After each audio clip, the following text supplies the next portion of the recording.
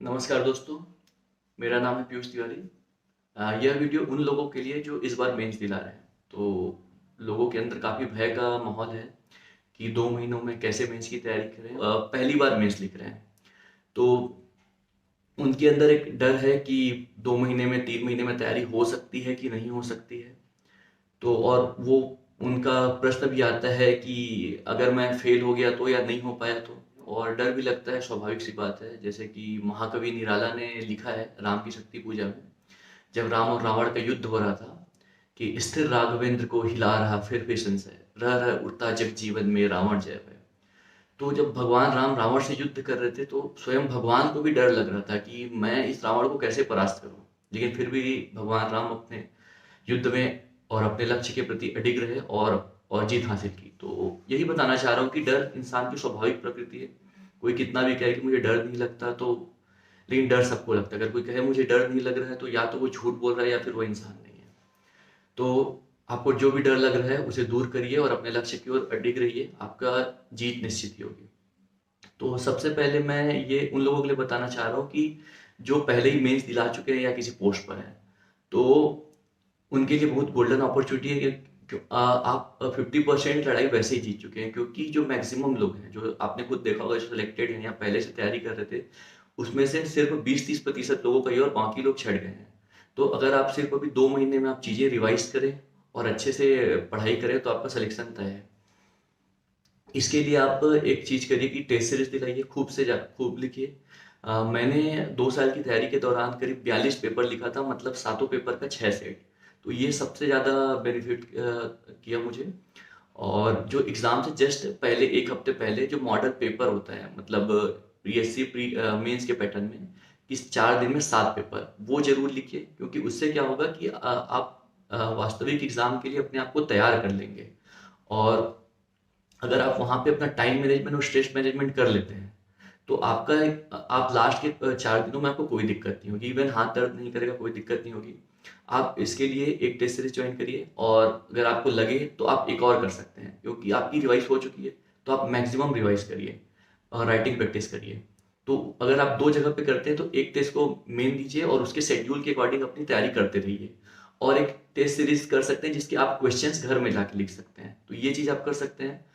और फिर इसके अलावा दूसरी स्ट्रेटजी उन लोगों के लिए है जो पहली बार मेंस लिख रहे हैं। तो उनके अंदर एक डर है कि 2 महीने में, 3 महीने में तैयारी हो सकती है कि नहीं हो सकती है। तो और वो उनका प्रश्न भी आता है कि अगर मैं फेल हो गया तो, या नहीं हो पाया तो। तो जैसा कि कहा जाता है कि गिरते हैं घुड़सवार ही मैदानी जंग में, वो तिफल क्या गिरे जो घुटनों के पल चले। तिफल मतलब छोटा सा बच्चा जो घुटनों में है ऑलरेडी, वो कैसे हारेगा, कैसे गिरेगा। गिर तो वही सकता है जो घुड़सवार है, जो युद्ध कर रहा है। तो वही बोल रहा हूँ, अगर जीत हार आपकी तभी होगी जब आप युद्ध करेंगे। आप पहले ही अगर हार मान जाएंगे, तो कोई आपका कुछ नहीं कर सकता। इस वीडियो में मैं मोटिवेशन पे इसलिए ज़्यादा फोकस कर रहा हूँ, क्योंकि इस तैयारी के दौरान कॉन्फिडेंस सबसे ज़्यादा इंपॉर्टेंट है।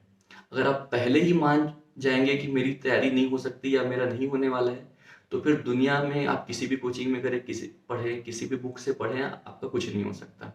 इसलिए सबसे इम्पोर्टेंट है कि अपने आप पर भरोसा रखना कि मेरे से ये एग्ज़ाम निकल सकता है, जितना कम टाइम हो।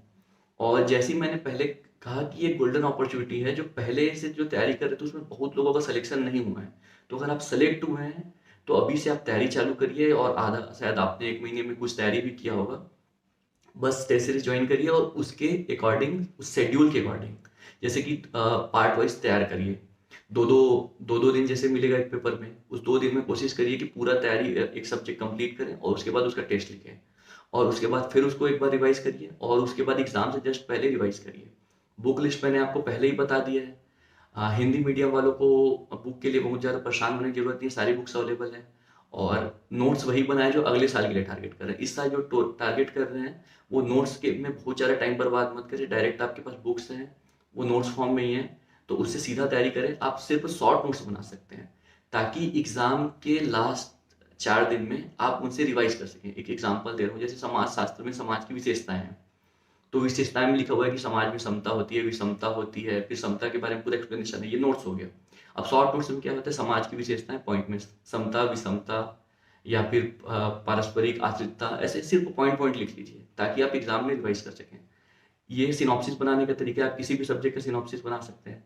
ऐसे सिर्फ एक सिनॉप्सिस बना लीजिए और अलग से आपको लिखने की ज़रूरत नहीं है, वो आपका लास्ट में रिवाइज़ हो जाएगा। और दिमाग से ये बिल्कुल निकाल दीजिए होगा नहीं होगा, आप सिर्फ पढ़ते रहिए। और ये अगर आप 2 महीने अच्छे से तैयारी करते हैं, तो इसका बेनिफिट ये होगा कि अगर आपका एग्ज़ाम नहीं भी निकलता है, तो अगला आपका प्री ज़रूर निकल जाएगा, क्योंकि पिछले अभी जो पैटर्न आ रहा है, उसमें जो मेंस लिखे होते हैं, उन्हें कुछ-कुछ बेनिफिट होती है, कुछ-कुछ क्वेश्चंस में। और दूसरा क्या होगा कि अगर आपका प्री अगले बार निकल जाएगा, तो आपकी मेंस की तैयारी अभी हो चुकी रहेगी अच्छे से। तो सिर्फ 2-3 महीने जब आपको अगली बार मिलेगी, तो आपका 100% तय हो जाएगा सिलेक्शन होना। तो आप बिल्कुल ये मत सोचिए सिलेक्शन होगा, नहीं होगा या 2 महीने में तैयारी हो सकती है, ना किसी से पूछें। आप सिर्फ तैयारी करते रहिए, लगातार तैयारी करते रहिए। और कुछ चीज़ें थी जैसे कि जो हम लोगों ने अपने तैयारी के दौरान जो समस्याओं का सामना किया था, जैसे टेस्ट सीरीज़ के लिए सबसे ज़्यादा सामना किया था कि बहुत जगह पे क्या होता है, मॉडल आंसर नहीं मिलता है और कॉपीज़ टाइम पे चेक होके नहीं मिलती है। तो हम लोगों ने इनिशिएट किया, मैं और मेरे साथी, जैसे कि मैं नितिन तिवारी रैंक 6 से, प्रियंका गुप्ता मैम है डीसी हैं, नितिन वर्मा हैं वो भी डीसी हैं, या हिमांशु वर्मा। हम लोगों ने मिलकर डिसाइड किया कि एक टेस्ट सीरीज ऑर्गेनाइज किया जाए, जिसमें क्वेश्चंस भी हम ही लोग बना रहे हैं, मॉडल आंसर भी हम ही लोग बना रहे हैं और कॉपीज भी हम लोग चेक कर रहे हैं। और उसके अलावा हम लोग ये भी देख रहे हैं कि कई लोग ऐसे होते हैं जो बहुत अच्छा आंसर लिख रहे हैं, फिर भी उनका सिलेक्शन नहीं हो रहा है। तो हम ये चेक कर रहे हैं कि क्या ऐसी वजह हो सकती है जिसकी वजह से उनका सिलेक्शन नहीं हो पा रहा है, और उसे ठीक करने की कोशिश कर रहे हैं।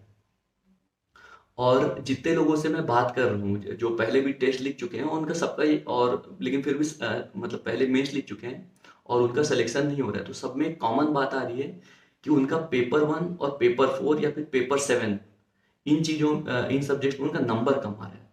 और ये लगभग सब में ये कॉमन है, 90% लोगों में यही दिक्कत है।